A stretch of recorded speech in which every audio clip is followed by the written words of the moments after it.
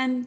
Welcome to another episode of the Ask Amity Show. Today we want to talk about TOD deeds and specifically that it has been extended. So we actually have another video on TODs and went into a lot of details on the pros and cons of a TOD deed there. But this video is to update you on the fact that the California transfer on death deed has been extended till January 1st, 2022. So you still have some time to take basically to take advantage of this TOD deed.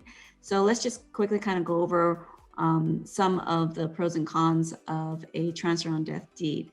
So just to keep in mind, some of the pros is filing and recording a transfer on death deed can actually be very fast, very simple, and pretty inexpensive compared to a lot of, like a trust or a will.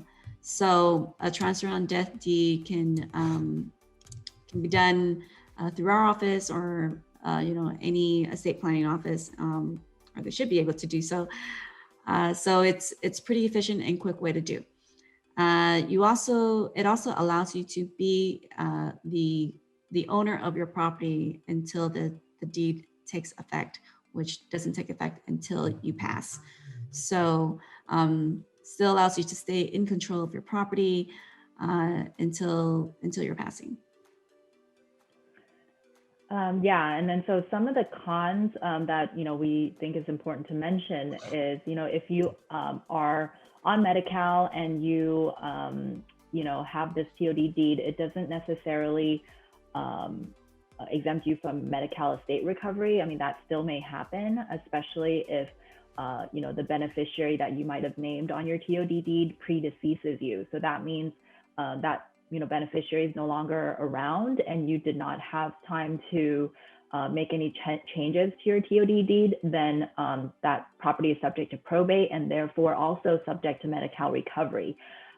So you have to really be mindful of that and just be a little bit careful. And that, that's kind of something that we talk about pretty often, at least with our clients, is that you really don't know what's going to happen in the future. So we can only plan for what we may anticipate happening. And so the TOD deed is a good way, simple, like Cindy said, to make that transfer and name a beneficiary on that property. But, if you become incapacitated, that beneficiary can't take over because you have not yet passed away. And if that beneficiary passes away along with you or before you, then that property will still be subject to probate. So those are something to, just really be careful of and, be mindful of. And then also, we just did a video earlier about Prop 19. This also will affect this TOD deed, especially if you're leaving it to your children. So they will no longer be able to claim, real property tax reassessment exclusion starting February 16th, 2021, unless they claim this property as their primary residence and the property is less than $1 million in value. So just keep in mind, if they are unable to declare this property as a primary residence, then that may happen as a result of leaving it to your children. So if you have any further questions and you want to talk to us in more detail about your situation, we are very, very happy to do that with you. We offer free consultations, and so feel free to reach out to us and we'd be happy to discuss. Thank you.